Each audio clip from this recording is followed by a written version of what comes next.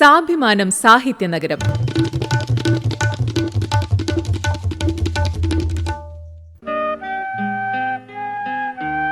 എന്റെ കോഴിക്കോട്. സിനിമ, നാടക അഭിനേത്രിയായ നിലമ്പൂർ ആയിഷ.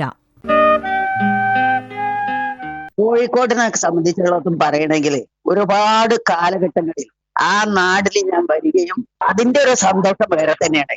KT മുഹമ്മദിന്റെ ഇത് ഭൂമിയാണ് അങ്ങനെയുള്ള നാടകത്തിലാണ് ആദ്യം വന്നത്. പിന്നെ അത് കഴിഞ്ഞതിന് ശേഷം ഇബ്രാഹിം മങ്ങരിന്റെ നാടകത്തിൽ വന്നു. നാടകം എന്ന് പറഞ്ഞാൽ മനുഷ്യനെ മനസ്സ് നന്നാക്കുന്ന ഒരു പ്രക്രിയയാണ്. ആ പ്രക്രിയക്ക് കോഴിക്കോടിന് വലിയ സ്വാധീനം ഉണ്ടായിരുന്നു. അവിടെ ഒരുപാട് നാടക നടികളെ, സാധാദേവി ഇങ്ങനെയുള്ള ആളുകളൊക്കെ അവിടെ നിന്ന് ജനിച്ചു വളർന്നവരാണ്. അപ്പൊ അതിലേക്കാണ് ഞാനും കയറി ചെന്നിട്ടുണ്ടായിരുന്നത്. അപ്പൊ ഒരുപാട് നാടകങ്ങൾ കളിക്കാൻ കഴിഞ്ഞിട്ടുണ്ട്. കോഴിക്കോട് എന്ന് പറയുമ്പോൾ ഞങ്ങൾക്കൊക്കെ സന്തോഷമാണ്. അവിടെ പോവാനും അവിടുത്തെ ആളുകളായിട്ടുള്ള സംവേദം നടത്താൻ കഴിയും എന്നുള്ളത് വളരെ സന്തോഷമുള്ള കാര്യം. എവിടേക്കോ ഉള്ള നാട്ടുകാർ അവിടെ വന്ന് താമസിക്കുകയും അവിടെ നല്ല നല്ല പ്രവർത്തനങ്ങൾ ചെയ്യുകയും കലയിലൂടെ ചെയ്ത്, അതാണ് ഞാൻ വളരെയധികം സന്തോഷപ്പെടുന്നത്. എല്ലാവിധ നാടക പ്രവർത്തകരെയും സൃഷ്ടിച്ചിട്ടുള്ള ആ ഒരു കോഴിക്കോട്, അവിടെയാണ് റേഡിയോ സ്റ്റേഷൻ. ഞങ്ങളൊക്കെ റേഡിയോ സ്റ്റേഷനിൽ പോകുമ്പോഴും അവിടെ കേട്ടിയിട്ട് കുറച്ചു നേരം സംവേദനം നടത്തി. അതുപോലെ തന്നെ അവിടുത്തെ നാടകങ്ങൾ കൂടി ഞങ്ങൾ വയ്ക്കും. കോഴിക്കോട് നാടകം കളിക്കുന്ന സമയത്ത് പെട്ടെന്നാണ് ഒരു കല്ല് ചീറിപ്പാടി എന്റെ നേരെ. ഞാനൊരു ഡയലോഗ് പറഞ്ഞുകൊണ്ട് മാറിയത് കൊണ്ട് എന്റെ തലയിൽ പറ്റില്ല.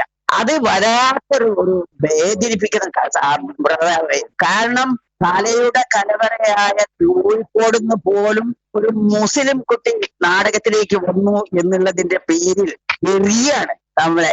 ഞാൻ ആദ്യമായിട്ട് നാടകം കളിച്ചത് പിന്നെ ഫറൂഖിലാണ്.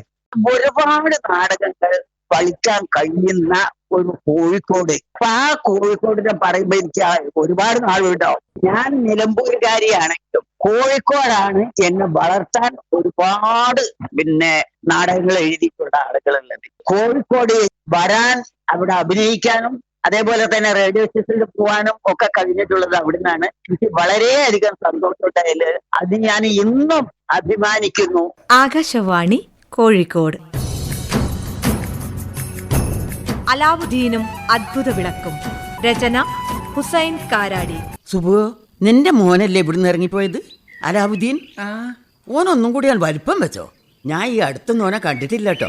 കുട്ടികളല്ലേ അലിമത്താത്ത, നോക്കി നിൽക്കണ നേരം കൊണ്ട് താടി മീശയും ഒക്കെ വരൂലേ.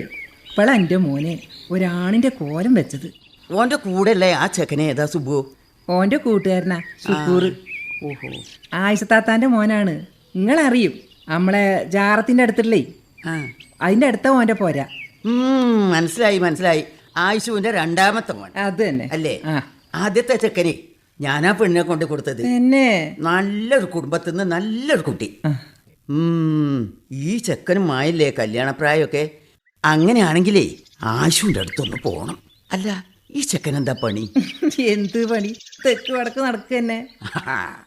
എന്നാ കല്യാണക്കാരൻ തൽക്കാലം അവിടെ നിൽക്കട്ടെ, അല്ലേ സുബു? പണിയൊന്നും ഇല്ലാണ്ട് തെണ്ടി നടക്കുന്നവർക്ക് ആരെങ്കിലും പെണ്ണു കൊടുക്കുവോ? സാഭിമാനം സാഹിത്യനഗരം.